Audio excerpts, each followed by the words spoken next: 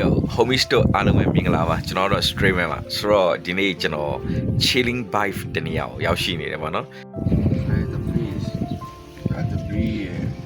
mountain. ကျွန်တော်ဒီလိုမျိုး AC လေးနဲ့ထိုင်ချီလို့ရတယ်ဗျာအငြိမ်လေးချီလို့ရသေးတယ်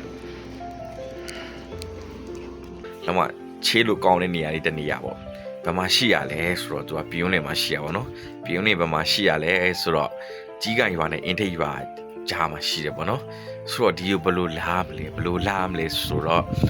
ဟိုပြင်းလင်ကိုလာပါပြင်းလင်လာပြီးလို့ရှိရင်ကြီးကန်ရွာကိုလာပါကြီးကန်ရွာရောက်ပြီဆိုလို့ရှိရင်ကြီးကန်ရွာမှာဒီရဲ့နေရာပေါ့နော်လမ်းညွန်တဲ့နေရာရှိပါတယ်ဒီရဲ့နေရာလမ်းညွန်တဲ့နေရာဒီရဲ့နေရာဟာ Royal Hill Resort လို့ခေါ်ပါတယ်အဲကြီးကန်ရွာရောက်ပြီဆိုတာနဲ့ Royal Hill Resort ရဲ့လမ်းညွန်တွေကိုတွေ့ပါလိမ့်မယ်အတိုင်းပဲဆက်လာပါအင်းတေဦးရွာရောက်ခင်ဒီကြလို့ရှိရင် Royal Hill Resort ကိုရောက်ပါပြီတော်လေးချီလို့ကောင်းတဲ့နေရာပါနောက်ကရှူကင်းတွေကိုအရှူတော့ဗျာရှူကင်းတွေကြည့်ပြီးတော့လို့ချေးပြီးတော့ AC နေရာတွေပိုင်မျိုး private ဆန်တွေပိုင်မျိုးကြိုင်တော့ဒီကိုလာပါနေရာဒီ summer bike ရေကူးတော့မှာပဲဖြစ်ပါတယ်ဒါတော့မှတွေ့ကြမယ်ရေကူးလိုက်အောင်